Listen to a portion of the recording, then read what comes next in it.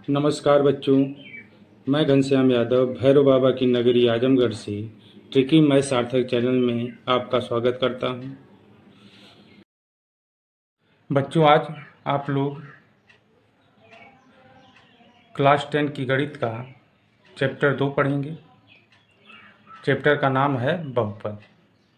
देखिए, बहुपद में दो शब्द हैं, बहु और पद। बहु मीन्स होता है अनेक, अब पद मीन्स आप जानते ही हैं। तो ऐसे बीजी व्यंजक जिसमें अनेक पद हों तथा चर की घातें धनात्मक पूर्णांक हो, बहुपद कहलाते हैं। ठीक है। ऐसे बीजी व्यंजक जिसमें अनेक पद हों तथा चर की घातें धनात्मक पूर्णांक हो, बहुपद कहलाते हैं। ठीक। बहुपद को p of x, g of x, r of x, q of x आदि से व्यक्त कर सकते हैं। ठीक है। जैसे पी ऑफ एक्स बराबर A naught plus A1x plus A2x² plus dot dot dot plus AN x की पावर n। ठीक है। तो यह देखिए, x की घात यहाँ पे क्या दिया है, धनात्मक पूर्णांक है। यहाँ देखिए x की घात 2 है, क्या है, धनात्मक पूर्णांक है। यहाँ पर देखिए x की घात क्या है, 3 है, धनात्मक पूर्णांक है। यह देखिए आपका पहला पद है, प्लस लगा है, या दूसरा पद है, प्लस लगा है, या तीसरा पद है। ठीक है।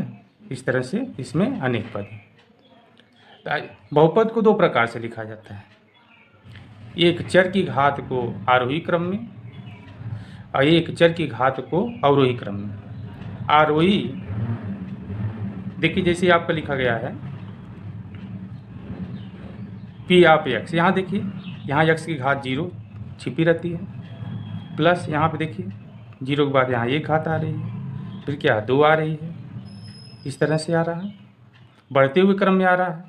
तो बढ़ते हुए घात जो है बढ़ते हुए क्रम में है, इसलिए इसी को आरोही क्रम कहते हैं। बढ़ते क्रम को क्या कहते हैं, आरोही क्रम।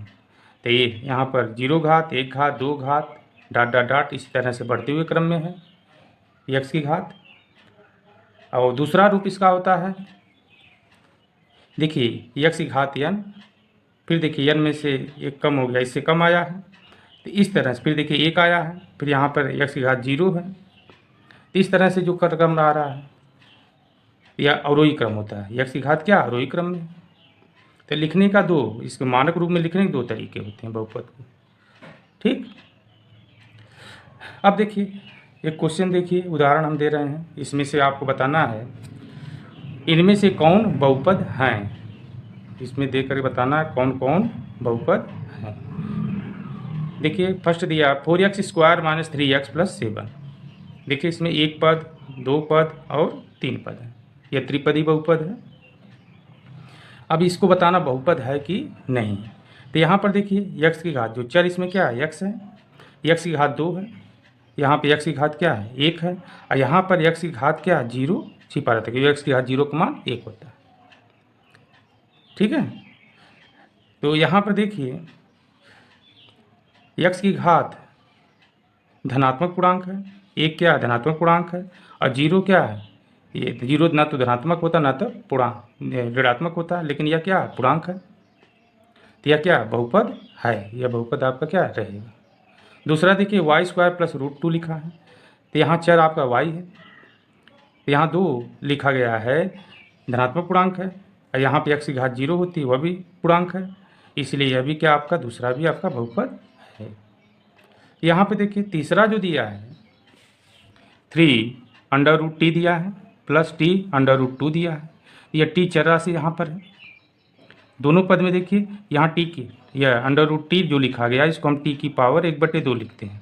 तो यह देखिए 1/2 जो है यह धनात्मक पूर्णांक नहीं है, इसलिए यह बहुपद नहीं होगा। चौथा जो दिया है y + 2/y, तो देखिए यहाँ पर y पावर 1 है, धनात्मक पूर्णांक है, इस y को ऊपर ले जाएंगे तो यह हो जाएगा y + 2y, ऊपर जाएगा तो y की घात क्या हो जाएगी, -1, घात के चिन्ह बदल जाते हैं घातांक के नियम से। तो यहाँ पे क्या हो जाएगा, पहले यह प्लस में था, ऊपर ले जाएंगे तो -1 हो गया।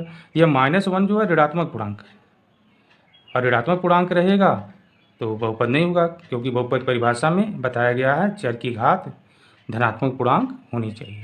तो यहाँ पे धनात्मक पूर्णांक नहीं है।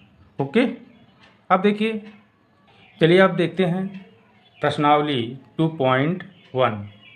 प्रश्नावली 2.1 में क्वेश्चन नंबर हम 1 देखेंगे। अब क्वेश्चन नंबर 1 में देखिए दिया है प्रश्नावली 1.1 में, किसी बहुपद px के लिए y बराबर p ऑफ x का ग्राफ नीचे आकृति में दिया है। प्रत्येक स्थिति में p ऑफ x के शून्यंकों की संख्या ज्ञात कीजिए। तो देखिए, हमको शून्यंकों आकृति को देखकर शून्यंकों की संख्या बतानी है कि इसके कितने शून्यंक हैं। ठीक है, देखिए शून्यंकों की संख्या बतानी है, कैसे देखेंगे। 9th क्लास में शून्यंक के बारे में आप पढ़े ही हैं। तो देखिए क्वेश्चन नंबर 1 का फर्स्ट देखिए फिगर में, देखिए यह आपका x अक्ष है और यह y अक्ष है। ठीक है, अब देखिए कोई भी बहुपद x अक्ष पर जितने भी बिंदु पर प्रच्छेद करेगा वही उतने ही क्या होंगे, शून्यंक होंगे। तो यहाँ पर यह जो आपका बहुपद दिया गया है, यह देखिए x अक्ष को, यह जो आपका x अक्ष है, x अक्ष को कहीं पर भी प्रच्छेद नहीं कर रहा है। ठीक है, बहुपद px का आलेख x अक्ष को किसी भी बिंदु पर, x अक्ष को किसी भी बिंदु पर प्रतिच्छेद, x अक्ष को कहीं पर प्रतिच्छेद नहीं कर रहा है। इस ठीक, दूसरा देखिए बहुपद दूसरे में यह जो आपका बहुपद px दिया गया है, वह x अक्ष को देखिए इस बिंदु पर क्या कर रहा है, इस बिंदु पर प्रच्छेद कर रहा है, इसलिए इसके शून्यंकों की संख्या 1 है। ठीक, तीसरा है, तो तीसरे में देखिए, तीसरे में आपका दिया है यह आपका बहुपद px है। अब x अक्ष को देखिए कहाँ कहाँ पे प्रच्छेद कर रहा है, यह x अक्ष देखिए 1 बिंदु, 2 बिंदु, 3 बिंदु, 3 बिंदु पे क्या कर रहा है, यह जो आपका वक्र बना है जो बहुपद है यह प्रच्छेद कर रहा है 3 बिंदु पर, 1 बिंदु, 2 बिंदु और 3 बिंदु पर प्रच्छेद कर रहा है, इसलिए इसके शून्यंकों की संख्या क्या होगी, 3 होगी। ठीक है, तो बहुपद px का आलेख x अक्ष को 3 बिंदुओं पर प्रच्छेद करता है, इसलिए शून्यंकों की संख्या 3 होगी। अब देखिए चौथा, देखिए चौथे में दिया है जो आपका 4 नंबर है, यहाँ पर देखिए x अक्ष को यह जो आपका px बहुपद है वह कितने बिंदु प्रच्छेद कर रहा है, 1 बिंदु, 2 बिंदु, 2 बिंदुओं पर प्रच्छेद कर रहा है।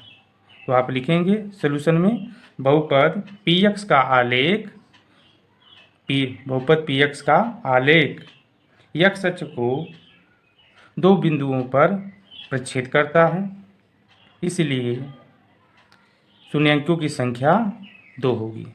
2 बिंदुओं पर प्रच्छेद करता है, इसलिए क्या होगा, शून्यंकों की संख्या 2 होगी। ओके, और आपका दिया गया है 5वां। अब इस देखिए 5वें में क्या है, देखिए x अक्ष आपका है, यह आपका जो दिया गया है यह px बहुपद है।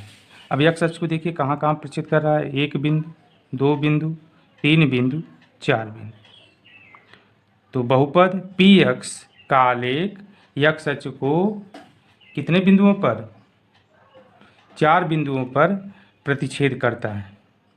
कितने बिंदु पर, 5वें में प्रच्छेद कर रहा, 4 बिंदु पर, 1, 2, 3, 4, 4 बिंदुओं पर प्रच्छेद करता है, इसलिए शून्यंकों की संख्या क्या होगी, 4 होगी।